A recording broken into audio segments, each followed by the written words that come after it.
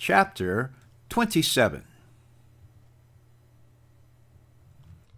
My dear Wormwood, you seem to be doing very little good at present. The use of his love to distract his mind from the enemy is, of course, obvious. But you reveal what poor use you are making of it when you say that the whole question of distraction and the wandering mind has now become one of the chief subjects of his prayers. That means you have largely failed.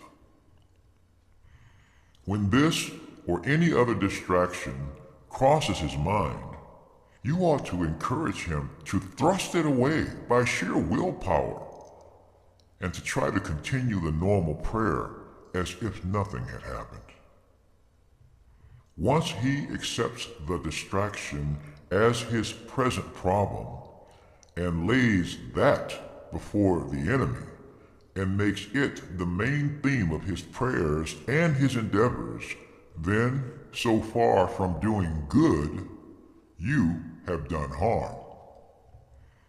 Anything, even a sin, which has the total effect of moving him close up to the enemy, makes against us in the long run. A promising line is the following.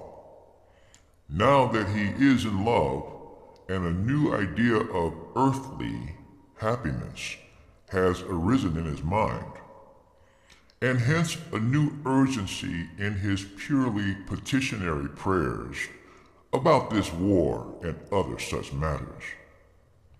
Now is the time for raising intellectual difficulties about prayer of that sort. False spirituality is always to be encouraged. On the seemingly pious ground that praise and communion with God is the true prayer, humans can often be lured into direct disobedience to the enemy who, in his usual flat, commonplace, uninteresting way, has definitely told them to pray for their daily bread and the recovery of their sick. You will, of course, conceal from him the fact that the prayer for daily bread, interpreted in a spiritual sense, is really just as crudely petitionary as it is in any other sense. But since your patient has contracted the terrible habit of obedience, he will probably continue such crude prayers whatever you do. But you can worry him with the haunting suspicion that the practice is absurd and can have no objective result. Don't forget to use the heads I win, tails you lose argument. If the thing he prays for doesn't happen, then that is one more proof that petitionary prayers don't work. If it does happen, he will, of course, be able to see some of the physical causes which led up to it, and therefore it would have happened anyway. And thus a granted prayer becomes just as good a proof as a denied one that prayers are ineffective. You, being a spirit, will find it difficult to understand how he gets into this confusion. But you must remember that he takes time for an ultimate reality. He supposes that the enemy, like himself, sees some things as present, remembers others as past, and anticipates others as future. Or even if he believes that the enemy does not see things that way yet, in his heart of hearts, he regards this as a peculiarity of the enemy's mode of perception. He doesn't really think, though he would say he did, that things as the enemy sees them are things as they are. If you try to explain to him that men's prayers today are one of the innumerable coordinates with which the enemy harmonizes the weather of tomorrow. He would reply that then the enemy always knew men were going to make those prayers, and if so, they did not pray freely, but were predestined to do so.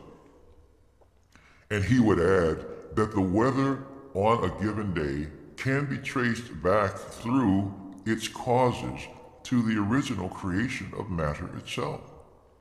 So that the whole thing, both on the human and on the material side, is given from the word go. What he ought to say, of course, is obvious to us, that the problem of adapting the particular weather to the particular prayers is merely the appearance.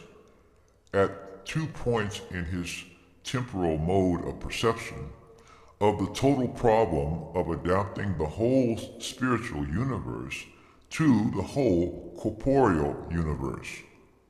That creation in its entirety operates at every point of space and time, or rather that their kind of consciousness forces them to encounter the whole self-consistent creative act as a series of successive events.